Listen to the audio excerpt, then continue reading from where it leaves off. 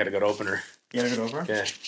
Well, maybe you should do it right now then. What's 6 plus 7? Get the fuck out of 13! Oh my god. It's just gonna be you on the couch, dude. It's fine with me. No. You want to start that one over again? No, we're good. Hey, everybody. It's episode 13. Or episode 6, 7, however you want to look at it. Man. That was a good one. It was You can hate, don't hate the player, hate the game. You are the player. You're the game? Yep. That's weird. Anyway. Hi. Hi. It's Benny. And Cons. And the Jet. We're a little different this week, as I called the last episode the Yelling Episode Part 2, and the phone is charged. So. But the phone lines are not hooked up. Yeah. So, should be a regular one today. Are you watching time? 6:53. I forgot to put my watch on. That's okay. Yeah, I'm watching time. Already in fucking shambles, dude. Well, happy episode 13. Things have changed since we were in this couch last. I feel better. Dude, I don't know about you. It just made me realize how irrational of sports fans we are. It's fine. I don't care. We'll see what happens this week. Our friends who watch the show are like, these guys are irrational. It doesn't matter. I don't care. Whatever. That's what we made this for. Listen, the faster people realize we don't know shit, the more they can enjoy it. We couldn't afford therapy is actually what happened. Yeah. So, yeah. Get the fuck over it. Anyway. Hey, buddy. Hey. What'd you do this weekend? So I watched, I'm so excited to tell you about this. So I watched Food That Made America. I'm really big into history. You texted me about this. Oh, I was so excited. I was afraid you were going to stop texting me because I send 5 texts in a row sometimes. No, I know. But I'm that type of guy that'll try to explain to you something you already know. And you're like, dude, I already know. I've seen it. So Food That Built America. Craziest thing about this show that I love is the reenactments. All right. It almost reminds me of Drunk History, if you've ever seen it. Yes. Where the drunk people retell the story and it's so not factual, but it's so funny. And so I was watching the episode about Ragu and Prego, the household sauces. You know, the jar sauces, which if you know how to make sauce, you usually don't buy them. But Campbell's and Ragu and these companies, and we're all going through this battle for who can make pasta sauce because at the time, Italian food was becoming Americanized, and all the Italians were pissed that Americans were putting sugar in their sauce and all this kind of stuff. Well, I forgot the names of the guys, but basically they're going through the story about how Campbell's makes soup and how they need to figure out their next marketing ploy. So they hire this research team to figure out how to make pasta sauce. And at the time, you know, people were dining out a lot and they were trying to find a way to make the average person a chef in the kitchen for their family. And that was where jar sauce came into play. But a lot of these sauces were very thin. So if you've ever had like SpaghettiOs or any of the like Ragu sauces, they're very thin. So Campbell's goes, all right, we're going to hire these 2 guys. And they go, Don Smith, a food scientist. I'm like, dude, I went to school for like journalism and communication. Where the hell was food science? All this, and they're like, Don Smith spent 6 months in a basement just testing tomatoes and sauce. And he neglected his family. And his wife was very mad. Don, I made dinner. I'm making a sauce. Like they reenact this thing where like this guy's like yelling at his wife and like neglecting his wife. And then all of a sudden they go, and he couldn't figure out what made the sauce thick.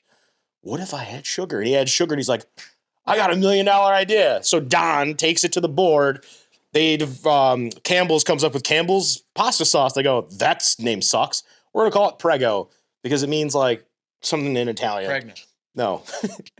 And I'm just watching this thing. This guy's neglected his family. He's yelling at his wife, trying to make a pasta sauce, becomes like a millionaire, and then doesn't have a family. But just the reenactments are like, Don's in a basement with nothing to eat, and he comes up with pasta sauce. It's just the reenactments are so great. But you learn a lot. Fuck Don. And then through the reenactments, it's just this like food nerd that's like, pasta sauce was real big back in the 50s, and everybody, and it's just, I just get so infatuated with it. And what it gets me so excited about it is now when I go to the store, I'm like, I know the story behind that. I know the story behind that. I know the story behind that.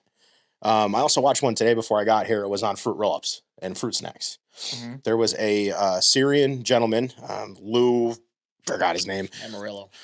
but he basically took like a Middle Eastern like high dehydrated fruit snack and made these roll-ups. But General Mills said, great idea, and they stole it from him. So he took the kosher market. And, General Mills took that. But anyway, sorry to bore everybody. It's just a great show because we always talk about food.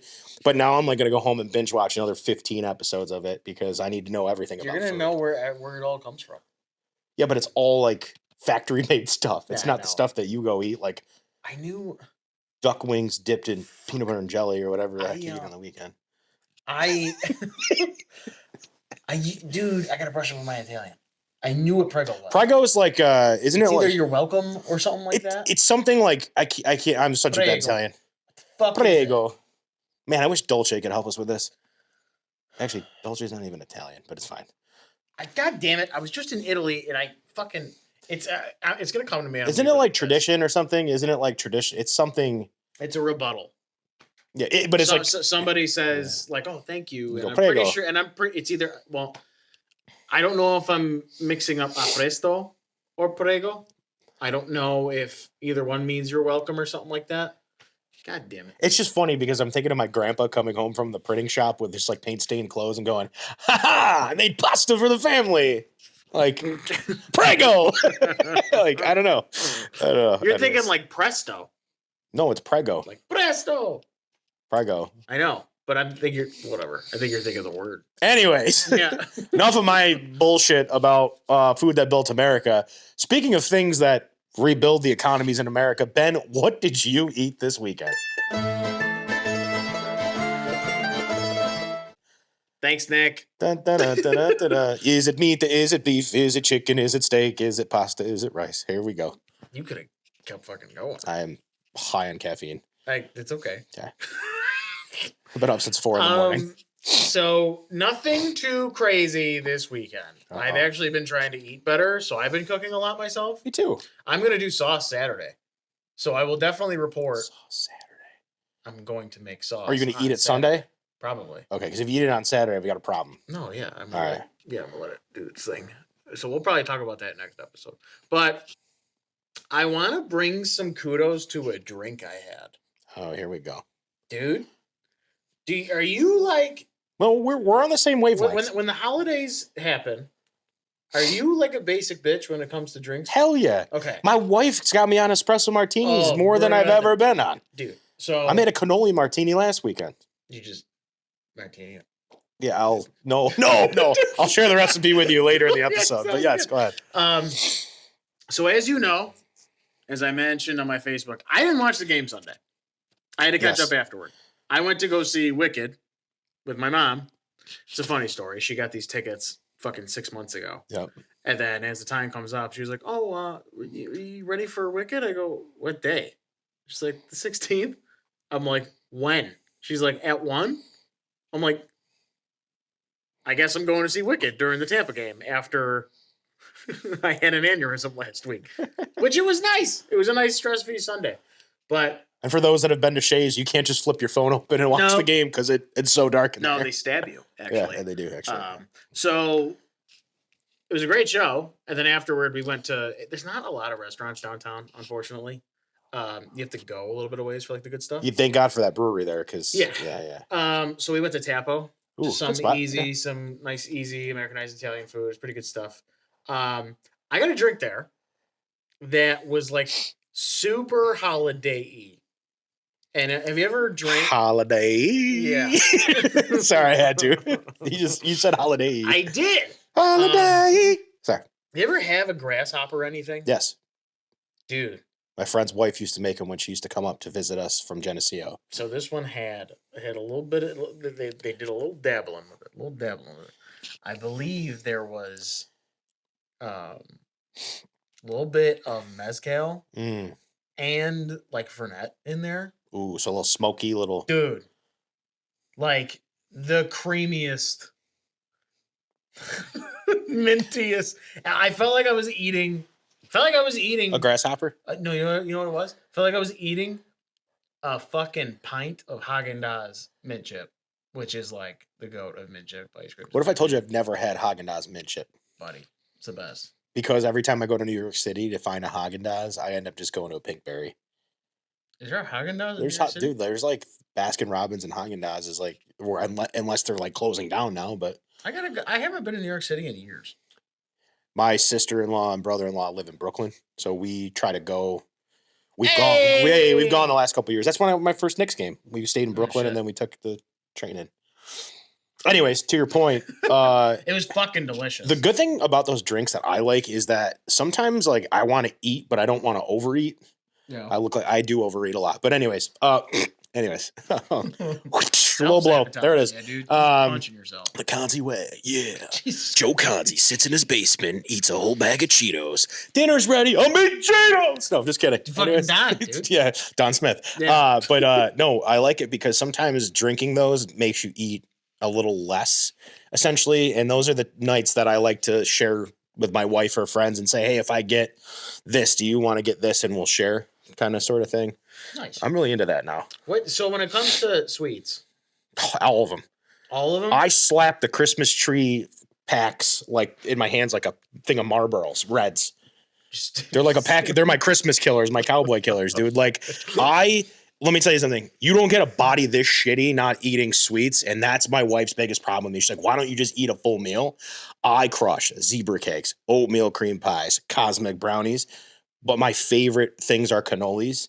So if you tell me anything's cannoli flavored or it's shaped like a cannoli, I'll eat it, unless there's like shit in it, obviously. But point I'm making. You getting shit cannoli? Well, I'm not, but I love dessert. And when I went to Greece, it's funny you bring this up. When I went to Greece, I had a lot of different desserts that I can't pronounce, but I could eat desserts as a meal. So I am the world's biggest hater for fruit. Keep it the fuck away from me. You like won't even eat an apple? Nope. I like citrus fruits in drinks. Question. So like lemon and lime juice, give me that. Were you forced to eat fruit as a child? No.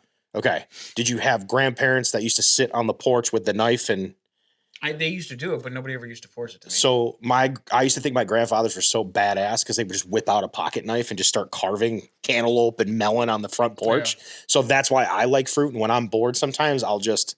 You just sit on the front porch. Well, no, I don't have I don't do that. I don't do that. I just eat. I like oranges. I could eat a whole thing of cherries. But yeah, so you don't like fruit. I'm only chocolate, peanut butter. Shit like that. So when you go on vacations to like an island, you don't get like when you go to New Orleans, you don't get like a fruity cocktail. No, you never had a hurricane. I've had a hurricane. You didn't like it. I only like sours and like just simple, just lemon. You've never had like key lime pie. I've had key lime pie. I like key lime pie. So you like fruit in the form of really heavy sugar. It's like super fucking specific. Well, okay. Like all right. Well, really, this all makes fucking sense now. It's really irrational, dude. Like really irrational. Okay. All right. I was gonna say because if you don't like fruit, but you like if you didn't like fruit and you didn't like key lime pie, would make absolutely no sense. I'd be really weirded out by that. No, yeah, I like key lime pie. Okay. Well, it depends who makes it. Well, Sara Lee. If there's whole limes on it, I don't want it. No, like the Sara Lee pies, you take them out of the freezer and let it thaw. Yeah. Prego. Fucking loser. I told you I was gonna come in hot today. Yeah, it's good. Okay, well, I feel better about life now that you like sugar. You sure you lambasted the shit out of yourself there? Be nice. Well, I'm a positive, morbid guy. Positive, morbid guy? No, I'm a positive. I don't know what I am. Anyway. I'm still thinking about Jay McKee's staph infection. Yeah, so. I see that. That's a nice t-shirt. Yeah. Store 716. You want to talk about boys or anybody like that? Or yeah, so I think for me, we've been going back and forth texting because I like to give you an idea of where my head's at before we jump in the show. Because sometimes like you'll text me something, I'll go, no, and you'll be like, dude, are you okay? I'll be like, I just need to vent before I get on the show. I think for me this past weekend was exactly what we prayed for, right? And wanted, hoped, and prayed for. And that was give me a game where Josh Allen does stupid shit because he's going to throw for over 300 yards and 6 touchdowns with 3 in the air, 3 on the ground. And it's almost like a cheat code. It's insane. It's almost like they listen to us. Well, like Ryan Clark on ESPN, who's like the biggest Josh Allen hater or was like, Josh Allen's a bad motherfucker.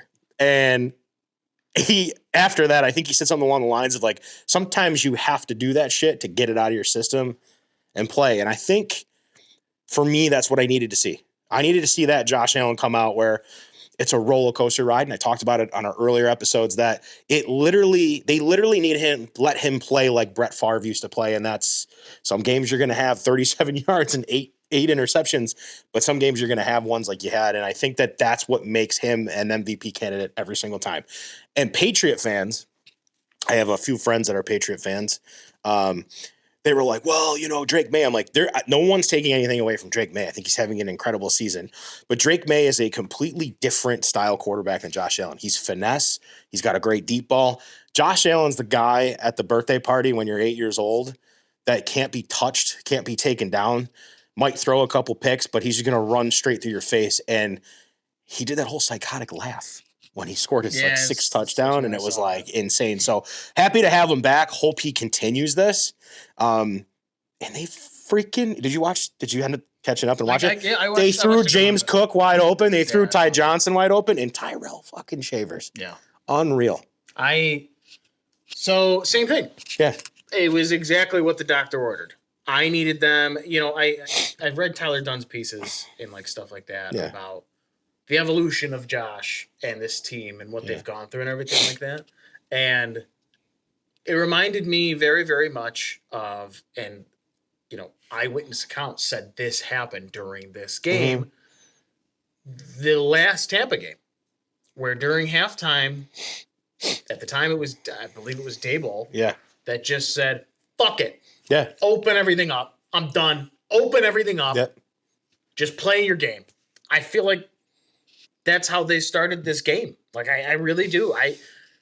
Just completely different concepts, completely different offensive style, completely different. Like, I get why they play the way they do. I really do. They want a more efficient, tight-knit kind of a thing, which complements each other. In my opinion, it's the wrong way to go about things, but I can sit there and still kind of understand it. I think there's other ways that you can still remain as an efficient team, but make it harder on the other side. If you're going to play this game of, you know, we're gonna take 14-yard drives and keep you off the field, literally strangle you to death. Yeah. That's all fine and well, but you have to score. And the problem was they weren't scoring. They don't have the horses for the other side of that. Right. So when you switch to the side that they did the other day, I mean, why would they do it? They're trying to mask how bad the run defense is. You know what team's running all over you. You want to know what the best answer to that is? You score 7 points in 2 minutes. Bang, bang, bang, bang. Okay, now catch up. Now you can't fucking run anymore. But here's the craziest thing about the whole thing. Before the game, if you told me Dalton Kincaid would be out and Khalil Shakir would have -3 yards receiving, I would have told you the Bills lose by 40. Right.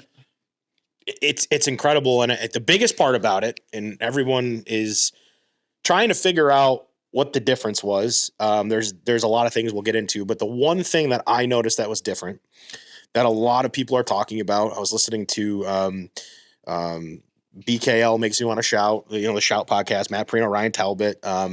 They were talking about how Gabe Davis didn't have like an effective game as far as like he wasn't down the field for 100 yards or whatever. But yeah, I think he had 3 catches for 40 yards or 30 yards. But it was what Gabe Davis said and did and how he acts. And Ryan Talbot, shout out, because Ryan Talbot always has this great point in everything that happens after a game. He said, and I quote, and I won't quote him directly, I'll just say, paraphrase the quote. Yeah. He said, whether Gabe Davis has a 100-yard game receiving and 2 touchdowns or 3 receptions for 30 yards, you would never know. Because that's just how Gabe Davis is. And maybe that's what Josh needed, was someone in the locker room that's like, hey, buddy, I'm here if you need me, but I'm just going to go play. And the other thing too that's crazy about Gabe coming in and kind of bringing that juice and bringing his personality is that you have Tyrell Shavers who said something along the lines of, yeah, the protocol is to keep it tight, but I noticed that the safety rolled down a little bit, so I ran straight, and Josh launches a ball 65 yards in the air to him in the end zone. Just hearing that leads me to believe that, okay, these guys now know that they can accomplish these kinds of things. Will they get open more down the road? Hopefully. And I also think for the first half of the game, Nicole Hardman kind of just being there to run straight down the field. Josh didn't hit him, but I think just having him out there was helpful too. But just to hear the wide receiver room finally have a voice and finally be excited about it, basically what I'm saying, because I took the scenic route here, is it's good to have Gabe Davis back. I think he's the right type of personality. Yeah. He can goof off, but he knows when it's time to work, it's time to work. Well, and we'll get to the Keon Coleman stuff, but that's just kind of the positives of everything. Yeah. He's a 3-time Iron Bill. Yeah. And if there's one thing this coaching staff loves, it is if you work hard. Yeah. They literally said verbatim after the game, if you work hard, you get the ball. That was last game too. Yeah. That was Tyrell Shavers, 90 yards and a touchdown. That was what happened. Just completely stark differences. They were getting open on the outside. They were causing havoc on the outside. Mm-hmm. For 10 weeks, you had defenses not scared of you, 25 yards and beyond. And I think adding these little wrinkles to the outside, like a Gabe Davis, who primarily plays on the outside, this is what we've wanted this entire time. They haven't had anybody to play outside. They've put it all on one kid's shoulders. Yeah. And Curtis Samuel's always hurt. Khalil Shakir, for whatever reason, you don't want to bring him downfield. You're only throwing him balls within 5 yards. Curtis Samuel finally had a halfway decent game, and now he's hurt again. He's important to the offense when he's in there too. But yeah. But I think all of that came to fruition. Mm-hmm. And, we'll talk about, like you said, we'll talk about Keon in a minute, but Shannon and Ocho Cinco's podcast came out, and one thing they talked about was, the receivers in that room, they know what they got to do. Because the one thing I like that you brought that up, because the one thing that's been missing is Josh's outlet. If Josh starts panicking, nobody's getting open for him. They don't know what to do. There are some routes. Actually, Stevie said this on the morning show, because the morning show guys had Stevie Johnson on. Stevie had a lot to say the last 2 weeks, man. Did. Stevie's been grilling him. And guys, not so much the guys never stayed within an offense. He's always ran unorthodox routes. Yeah. But so Stevie said, somebody in that room has to know what they're supposed to do, but also have the confidence enough to say to the quarterback, "Hey, bro, I'm getting open. I'm going to be over here. This route. I know I'm supposed to do this, but between you and I, I'm going to go fucking do this now." Right. Like, somebody needs to have the confidence to do that. And I think, especially on that Shavers route, like, that happened. Yeah. Josh had 2 people open. Yep. And he was like, "Nope, I'm a big game hunter. That's what I fucking do." So I think a lot of that got unlocked. And this is also on a day where you and I said they have a huge fucking problem if they can't run the ball. They did not run the ball well. I think they ran it 19 times for 45 yards or something. And yes, but they were able to utilize their backs in a way. They were able to utilize all their running backs this game. They threw them, yeah. Well, what's crazy about it is, the one guy I've been really concerned about this year, I've been concerned about Ty Johnson, but I knew eventually they'd figure it out with him. Oh, yeah. But Ray Davis, I love Ray Davis. I think he has one of the best attitudes about football, his approach to football. Just every time they interview him, he's like, "Yeah, man, I'm just here, whatever's here to help the team." And, eventually it wears off, but for him, it just hasn't worn off. And just to see him break those kick returns was incredible. And I when you're getting production from all 3 of them, they win football games. And for Ray Davis, it was like, I'm not getting the ball, but if I take this kick return 40 yards, we're in a good spot. And to your point, it's like, with the wide receiver room, another point is what this could mean in the future for Josh Palmer, Elijah Moore. I mean, I'm not expecting fireworks, I'm not expecting fireworks with Elijah Moore anytime soon, but who's to say that maybe Elijah Moore is the guy in the middle of the field that's wide open that Josh just decides, you know what? Here you go. Here's your shot. We don't know. And we'll see it. We will see it tomorrow night against Houston because they have one of the best front sevens in football. DeMeco Ryans' nut job when it comes to defense. And, we found out C.J. Stroud's out, which Davis Mills is still an effective quarterback. He's a good backup. Woody Marks is becoming the strong running back there. But I think to your point about Josh Allen being a big game hunter, it's not that he doesn't like his defensive unit. I think he realizes, like, if I don't score here, my defensive unit's just going to get gashed. Well, Yeah. it's And they had one of their better games, Yeah. except for the fact that, Yeah. Was it Turner from the Bucks had like no Tucker. Tucker? That's his Yeah. name. He went to Syracuse. Yep. Yep. The last thing about Josh that I want to talk about, he also got up for that game. I think Josh gets up for his buddies. Yeah. Because seeing Baker on the other side of the field, I fucking love Baker. I could go hang out with Baker. Yeah, Baker's a good dude. Those two, imagine that group checks. Imagine that group checks. I don't know if I want to. They were fucking they were fucking with each other in the pregame. Yeah. Oh yeah, the golf interviews clubs and and everything like that. Yeah. the golf gloves and all that He stuff. sees Baker Yeah. do a hurricanrana into the fucking end zone. He probably was like, All right, here we go.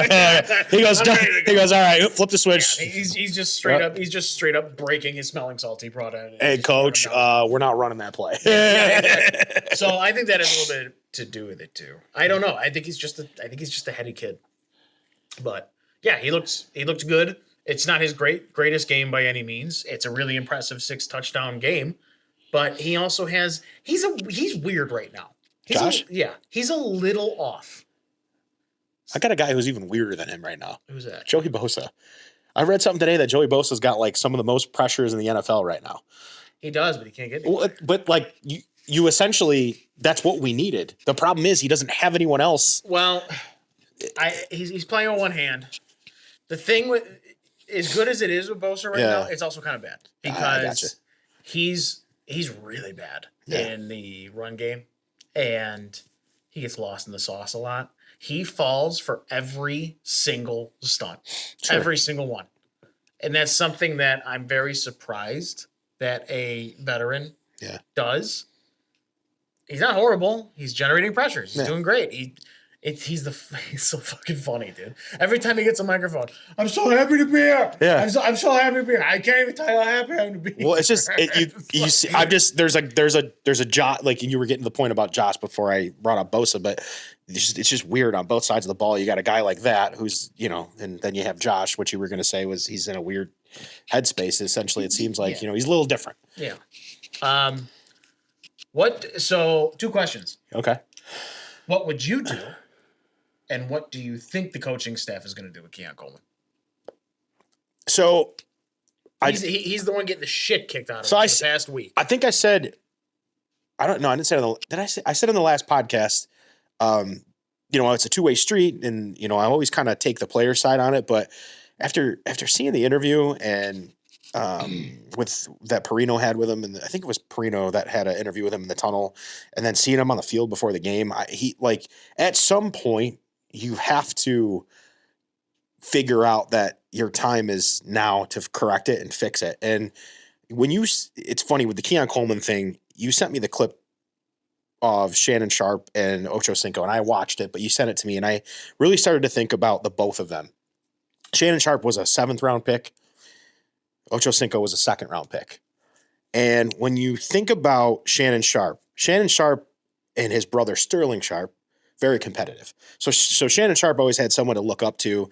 He always says, my brother was the best football player in my family. And I think that's what drove Shannon Sharpe, was to make his brother and his family proud. Mm-hmm. So that was his motivation, was I can't mess this opportunity up. Ocho Cinco is a completely different guy, where people thought, man, this guy's an asshole. This guy's this. But when him and Terrell. But when you actually break down Ocho Cinco's career, he slept in the training office for 2 years to save his money. He ate McDonald's. He had fake jewelry. He did all this stuff because he realized this money's going to run out eventually. I got to play my best every single day and prove to people that I belong here. Whereas Keon Coleman, for some reason, and I don't know if it's his natural athletic ability, because if you go back and you look at him at Michigan State when he played basketball for Izzo, and then he played football, and then he goes to Florida State, he's making one-handed catches. Sometimes you just are naturally gifted with athletic talent where you're like, I don't need to do anything. I could just show up and play. Well, when you get to the NFL, you can't just show up and play anymore. You got to actually put the time in. I don't think he's ever had to read a playbook. I don't think anyone's ever forced Keon Coleman to have to read a playbook. On this team, you don't think? No. In his life. Oh, you mean before? I think they basically said, "You're athletic. Get open. Here you go." Okay. And I think that McDermott has done everything he possibly can to try to get this guy, whip him into shape, and he just doesn't respond to it. Now, has McDermott tried different ways of doing it? Well, we don't know. We're only privy to the information we're given. However, at some point, it's got to register in your mind like, I'm either going to explode. John Gruden always said it. You're either going to explode on the scene or you're going to be a wet fart. And right now, I think the Bills' offense runs better without him out there because now it's starting to make more and more sense to me why Josh is confused. Maybe Keon's supposed to do this and he's not. He's doing that and it's throwing his psyche off. Yeah. Get him out of there. Yeah. Honestly, I mean, at this point, and I told you today, KJ Hamler might be broken beyond repair, but I would rather take a KJ Hamler out there than I would a Keon Coleman. You okay? You had it on the wrong way. Okay, I'm good here. Okay, good. No, you're good. I think I would rather have a guy that, maybe didn't get a chance with the Bills, like a KJ Hamler or somebody else, and like Caden Prather, perfect example. That guy, from what I've heard from sources, was a hard worker. Yeah, maybe not the hardest worker in the room, but he was a hard worker. He gets cut so we can bring another defensive reinforcement in, and now you have Keon Coleman. That's like, I'm a second round pick. You know what? See ya. I'm done. I'm done with him. I was trying to give him the benefit of the doubt, but after that interview and the dance on the field, and anybody could say what they want. Oh, you were a kid once. You're right. I was a kid once. And then when people stopped talking to me and told me you're not gonna be successful if you don't work hard. Yeah. Light went off in the head. I should probably do something about this. Yeah. So sorry to get I just had a lot to say about that. He really pissed me off. He really pissed me off. So for me, I sided with the player as well. Almost exclusively. To me, what's my answer with Josh? If Josh isn't getting it, write a new fucking offense. He's right. He is your man. Right. Like he doesn't need to prove you anymore. Right. It's kind of like I feel like different position groups have different needs. Right. I don't mean to change sports, but goalies are just fucking weird. Goalies are a different breed of human being, and you kind of just have to trust them a little bit. Same thing with quarterbacks. Quarterbacks, same shit. Wide receivers, divas. Almost all of them, exclusively. Like, it is what it is. It took Eric Mold a little bit to kind of get that shit into his head. So it kind of comes with the territory a little bit, right? My rule has always been, this is going to sound a pretty shitty way to live life. I just assume that all these kids work hard, right? But if you're not going to work hard, you better be damn fucking good. That's it. Tyreek Hill gets in all kinds of trouble. Antonio Brown shows up for meetings late all the fucking time. Yep. This past weekend. Yeah. For one series, the Cowboys sat CeeDee Lamb and George Pickens because they were doing some shit at the casino. Guess what? Only one possession because they're amazing and they need to be on the field together. Yep. If you don't have the talent that's absolutely undeniable to be on the field, you better work your fucking ass off. Because that's kind of what this whole team is built around. Yeah. And I didn't really have a problem with him dancing pregame. Like, the kid's just, whatever, he sat. I don't want him sulking either. I want him to at least look engaged with his people. Would I have rather him look like pissed off and face inside of a book and just sitting there taking it all in and being himself? Yeah, I'd rather that happen. But that didn't bother me too much until I listened to that interview with Shannon and Ocho Cinco.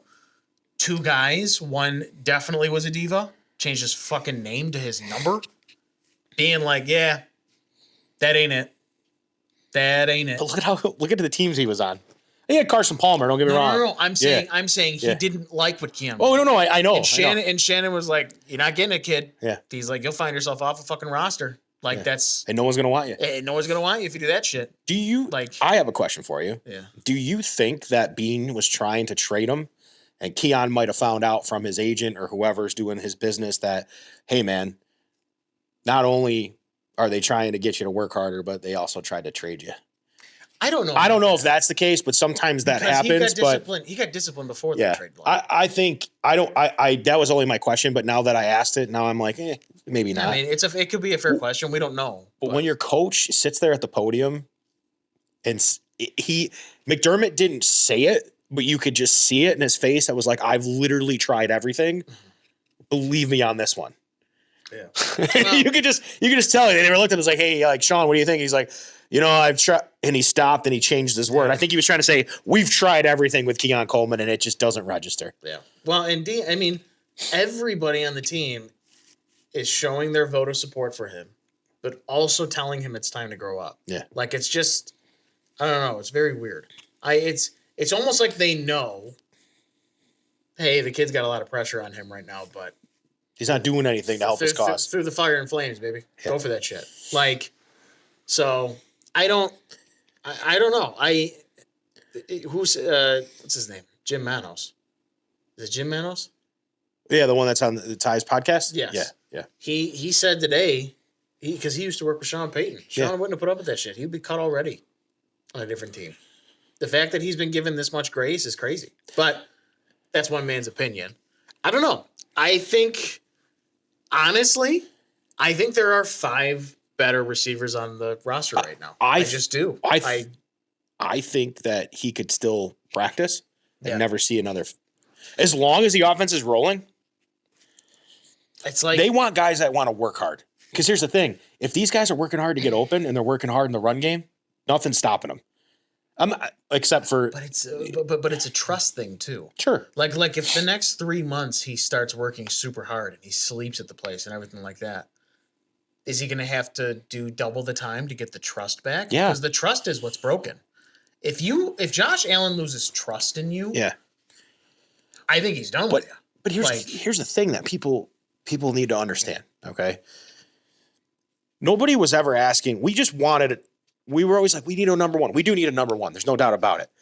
I started, I go down rabbit holes because I'm a giant overthinker. So I go down a rabbit hole for Drew Brees because I was in another group chat that's like, is Matt Stafford a Hall of Famer? And that's a completely different argument. He will be if he wins the Super Bowl. Right. Too. That was the thing, right? Even MVP. Drew Brees got brought up. We all know Drew Brees is a Hall of Famer, no doubt about it. But I thought about Drew Brees before the Jimmy Graham stuff. Do you remember? Can you name the receivers that Drew Brees had throughout his career? Marcus Colston. Marcus Colston from Hofstra. He had Lance Moore. Okay. He's still playing. Didn't he have Michael Thomas for a little bit? A little bit. But my point is he had Marcus Colston and Lance Moore, but then he had Jimmy Graham. But his primary targets, I mean, you could go around and say he's throwing to everyone. The 2 guys I remember were Marcus Colston and Lance Moore. Yeah. And they didn't, and they had Sean Payton. The Bills could be successful and have Shavers, Elijah Moore, Josh Palmer. You know what I mean? They don't need, Josh doesn't need, the way I saw it on Sunday was Josh could use a number one, but if he's got trust in these guys and they're working hard, he can get them the ball anywhere. I don't think you compare them. No, you can't compare them, but I'm saying they could still be okay, is what I'm saying. They could still be okay. And Tampa was missing a cornerback. I'm saying, though, that, they could still be okay with what they have, and Keon Coleman potentially could have been the issue causing congestion in the secondary. Okay, or winning a Super Bowl. I don't know. Because the difference with that realm, when Brees won his Super Bowl, I don't think wide receiver was as coveted as it is now. That's true. That's true. You had teams that had good ones. That's true. But a lot of the times it was running game and super accurate quarterbacks. But what if Tyrell Shavers ends up being the guy that nobody thought would ever? As opposed, we're saying we need Jalen Waddle. We're saying we need this guy. What if all along Tyrell Shavers just needed to get Keon Coleman off the field? Well, I mean, that's some pie in the sky shit. I think it would be absolutely fantastic, but there's a reason he was a fifth. There's a reason he was a practice squatter. But people also forget that he was recruited to play for Saban. They forget this. Mm-hmm. He has natural athletic ability. He was recruited to play at Alabama. Then he went to San Diego State University. I'm just pointing out a team that has Josh Palmer, Khalil Shakir, Keon Coleman, Elijah Moore, up until he's been number 5 on this team. Sure, I agree. You know what I mean? So I think that would be great. Yeah. I hope he keeps being an outlet for Josh. I hope he turns into the Marcus Colston. I hope Josh can get a little bit better deep balls on him. Mm-hmm. I just am not expecting it. I think Josh needs another dog with the fucking talent to match. That's what I think he needs. He does, and I think this weekend Sal keeps saying points are a premium. It could potentially be a pitcher's duel, like a field goal game. Yeah, it could be. Suck. which is why I'm starting to think like if McCole Hardman actually isn't really like he's hurt, but he's not really hurt. They're like, all right, we're gonna do this. We're gonna do something a little different. Yeah, you may not run on them though. I can tell you that they have one of the best front sevens in football. I think this is going to be if they look somewhat decent. It's gonna be their defense. This is going no. If their offense comes out somewhat decent in this game, it's because the tackles are showing how good they fucking are. If Dion and Spencer Brown keep that kid's jersey clean, that's insane. There are two things I want to quickly touch on. Is a friend of mine always says, like, you were always hard on Deion Dawkins. What I realized with Deion Dawkins is he just plays his position very unorthodox. Yeah. He's not a typical tackle. Out of his mind. And I think over the years, he used to frustrate me sometimes, but now I'm like, okay, this is just Deion's way of doing it, and he's trying to make playing left tackle the coolest thing ever. Mm-hmm. I'm not asking Spencer Brown to be a complete stonewall. The problem I have with Spencer Brown is the same problem I have with the defense. They'll stop, or he'll block his ass down the field. And then it's like 3rd and 2 and he's facing Chris Jones and there's pressure and he just doesn't bend. And then Chris Jones makes a play or, another defensive end makes a play. And I understand the PFF rankings and where he's ranked in the NFL. And I sound crazy saying this, but all I want is for the defense or for Spencer Brown to just give me 4 plays. Like defense, give me 4 stops a game. Give me 4 momentum changing stops a game, which they haven't done yet. Maybe they've done it once. But Spencer Brown, I just need you when the game's on the line and you need that yard. He's been up and down this year. He's been up and down this year. And offensive line's tough. He's a badass, though. Because when you're not being talked about, it's usually a good thing. Yeah, that's true. And you never hear the offensive line. The only one I really hear about is Cyrus O'Torrence. Cyrus Torrence is going through some growing pains. I don't think McGovern's having the best year. No. I think McGovern's getting blown off the ball a little bit. But it's funny because I think we brought this up in maybe the second episode. But the guys interviewed Jerry Ostrowski and John Fina at the beginning of the year. Mm-hmm. And they got bookend tackles. They got them for a long time. They're really, really good. And when they're at their best, they're league best. Sure. But it's funny you bring that up because Deion Dawkins, you would never, ever teach somebody to play tackle like that. No. Because he's out of his mind. He's constantly losing his footing, but he gets the block down. And that's what makes him cool. Yeah. Yeah. But Spencer Brown's the exact opposite. Yeah. Spencer Brown is a technician. He's a technician. And he knows everything about it. He knows everything about leverage. He knows everything about the position, everything like that. And he's also 6'9". Yeah. And he runs like a 4.5. I'm not saying I hate him. Shit. I don't hate him. No. Yeah. I know. I think if they look good this game, I think it's going to land a lot on them. Yep. I mean, obviously it'll land a lot on Josh, but I think this is a game where, especially going after Will Anderson Jr. and Xavier Hutchinson, Danielle Hunter, their O-line's going to have to show up in a big way. Well, it's interesting. We're going to find out in the first couple series, what kind of game we're into. But everyone's like, "Oh, CJ Stroud's out." I'm not. Davis Mills isn't terrible. No, he's got a huge neck. Well, he does, but if D'Amico Ryans tells him Nico Collins is down there somewhere, yeah, Davis Mills is smart enough to throw. I'm not saying Davis Mills is a Super Bowl winning quarterback, but it's not like he's one of the better backups. He's one of the better backups in the league.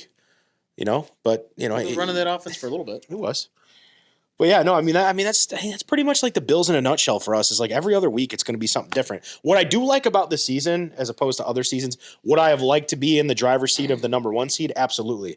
What I like about this season though is we hold the head-to-heads against Baltimore, Kansas City.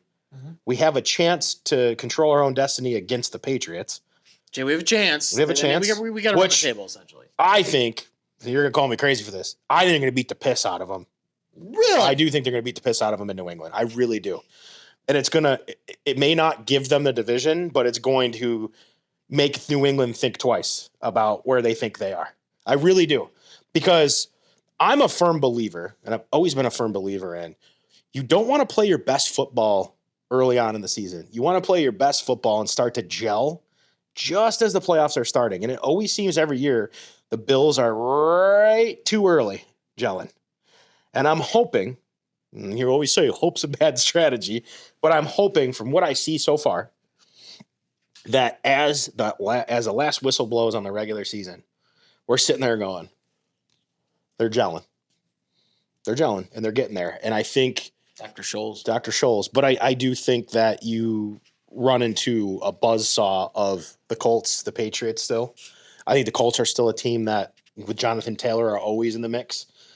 If I'm a Chiefs fan, I'm literally shitting my pants this weekend. Yeah. I got to tell you, this isn't me slandering the Chiefs, because I could tell you that if there's one team that could dig themselves out of a hole, it's the Kansas City Chiefs. But man, if the Colts put the nail in the coffin, they have no head-to-head leverage. No, because then They have to win out. Yeah. To even make the playoffs, they have to win out. Yeah. Or hope that the Chargers and the Broncos just fall from grace. Yeah. But it's an insane year, and I'm excited for it. You know what? If Sean McDermott wanted a Hollywood script, it wasn't DeMar Hamlin's fake punt run that got stopped. It's this team this year. Yeah. It's a team that's got to dig themselves out with the odds against them and find a way. Yeah. And knowing that we have Josh Allen will always give me that confidence. You just got to let him play, dude. Did you like that? I did. It was very nice. That one was for Don Smith. Take it in, push it away. That was Don Smith in his base. Are you looking at my ring? Yeah. Yeah, it was my wedding ring. I got a spacer for it finally. Nice. It's got a guitar string in it. It's pretty dope. It's giving Gaga vibes. Anyways, as we look at the laptop, Sabres playing the Flames, let's get on to the Sabres. I mean, Yeah. Ben, I got to tell you, man. I keep saying, Ben, I got to tell you. Well, I tell you what. This team pisses me off so much. I fucking hate them. Because it's like, I'll text you. Like, here's the thing. Jordan Greenway, Sack of shit. you could say he's a sack of shit, but he still bangs in the corners. But but here's the thing. And that's my favorite thing too. Here's the thing. What I like most about this team is the younger guys that are playing, Isak Rosen, Noah Ostlund, are creating a problem for the Sabres right now. It's a good problem. A good problem to have. Because now when all these guys come back, what do? They probably, I was thinking about this in the drive here. They probably send Ostlund back. Fine. Because Ostlund still has 1 year where he can go without waivers. Sure. I think Roseanne, you got to keep up. I think you got to keep up Roseanne too. You got to keep Kozak healthy too. They probably sit your boy Greenway. That's fine, and that's fine. And I'm not. I would rather send Mason Garrettson's ass out the door. And you could say what you want about Greenway. I've always been a fan of Greenway's play and everything, but I would rather have Jordan Greenway as the rotational guy to play than Mason Garrettson. Yeah, I would too. Because you get a better skater with better hands that knows how to play hockey. Yeah. Garrettson is just a goon, and I hate him. I don't know what they do with Krebs because I like Kozak better. Kozak's less money. This is it for Krebs. Yeah.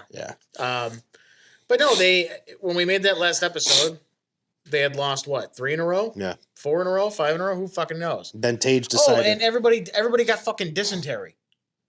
Remember? Zucker. Zucker was skating. He's going to play Friday, it sounds like. Fucking Norris was skating. Benson was skating. Yes.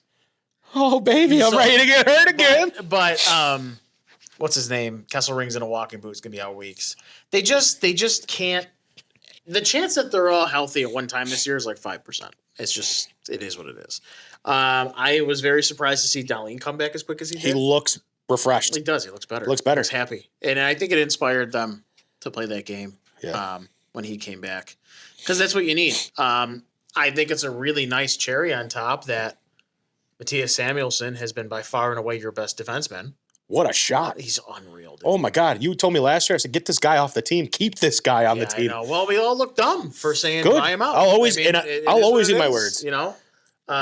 He has played the blue line like he should as an anchor. Oh, yeah. He's moving, though. He's moving. He's making really sound decisions. He's got good hands.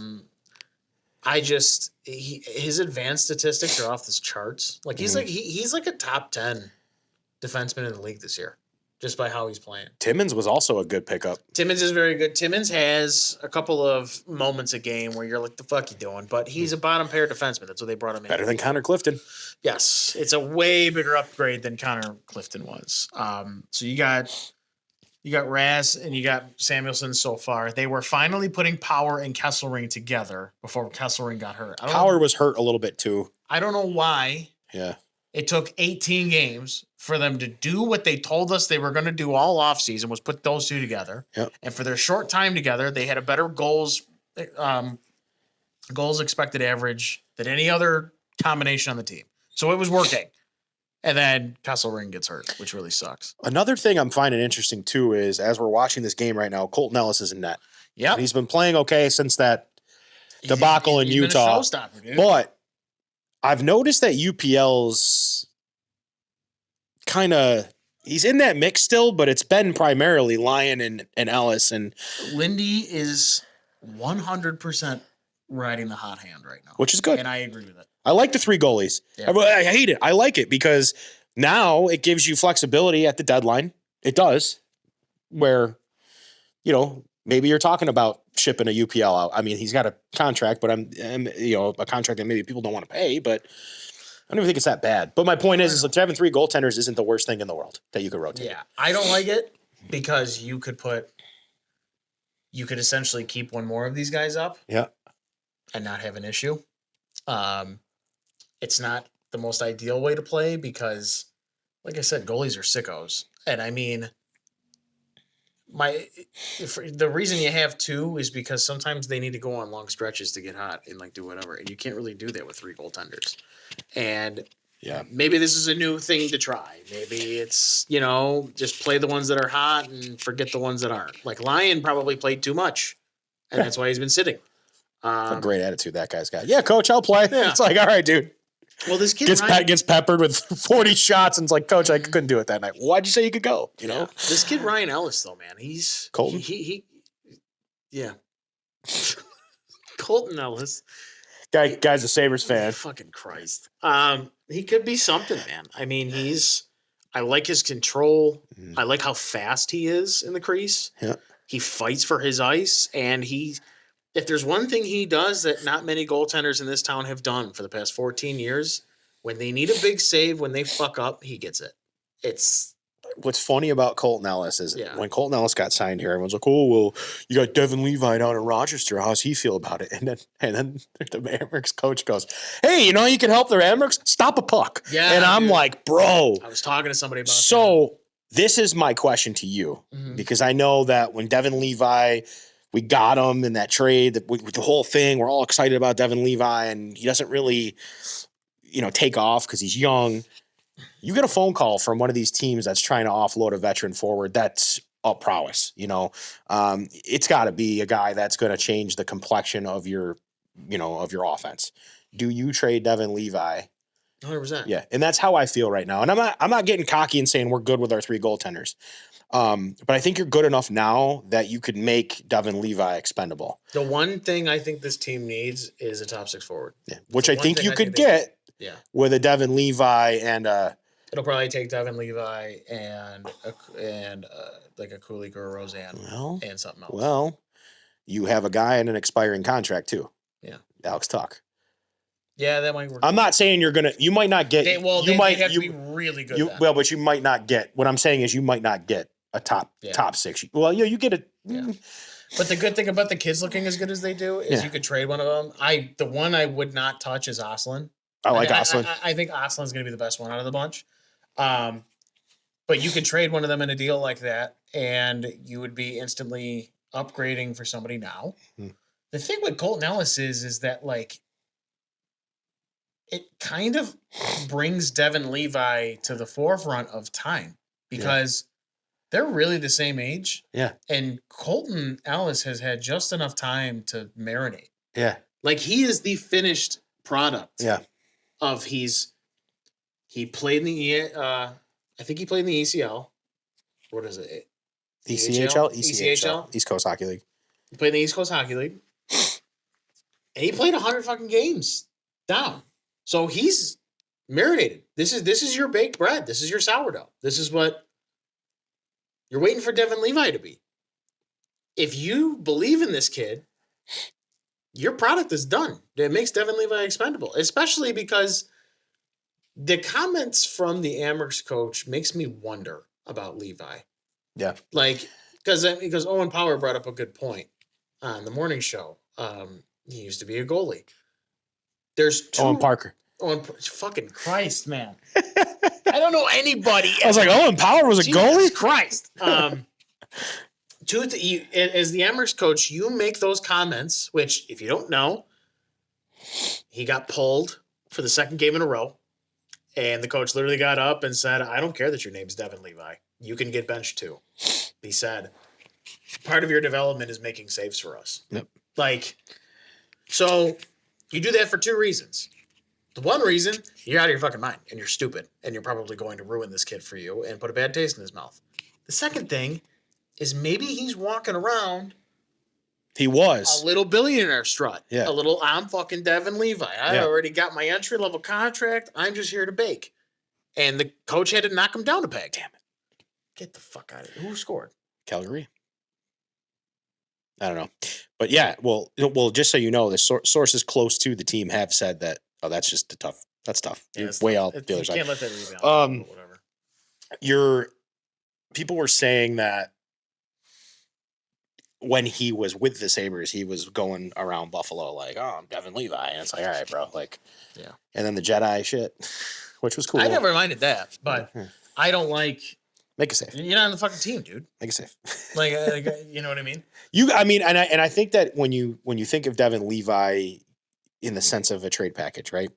And you think of like I don't know. You think about a Kulik or whoever you're giving the package. Like, you're thinking of teams around the league. Minnesota comes to mind. You're not getting Kirill the Thrill, obviously, but No. there's guys that they have that you could pick up. But what I would look at is, I don't want more prospects. It's got to be like a Carter Verhaeghe. It's got to be a guy that you plug in that's somewhat decent. Send him to the Blues and give me Jordan Kyrou. I love Jordan Kyrou. I love Jordan Kyrou a lot. I was even watching the other night, Mangiapane. I like Mangiapane, or however, Mangiapane. Guys like that. The Ducks are always in play. They've got guys, but you're not trading with anyone in the Eastern Conference. It's got to be Western Conference, essentially. And I don't know. And I was wrong too. And to bring this up, I'm looking for more guys. I'm not looking for more Josh Dunns. I'm not looking for more Tyson Kozaks, which are great players. I'm looking for guys that you could pair with Thompson, guys that you could roll out next year with, if Hellenius is ready. He probably will be. Which you're ready to merge with them. And I'll tell you a team that I thought was going to be a seller, but isn't, Pittsburgh. I thought Pittsburgh was going to be a seller this year. They probably will. They could. They're bad. They're having fun. They're old. Their old guys are not. I would love a Reichel. Like Reichel, yeah, is good. I think next year the team again looks pretty different. Yeah, I think they've got a lot of changes forward. coming their way. I think Hellenius is going to be up. My dream. First of all, we have to talk about this. Could you never put Tage at the fucking wing again, please? Please. What are we doing? HB center. Tage Thompson. Shay Thompson. Shelly, what are you feeding this kid? Jeez, he's not eating his Wheaties in the morning. Tage Thompson Shay Thompson is a center. He is a center. Stop with the fucking wing shit. Enough.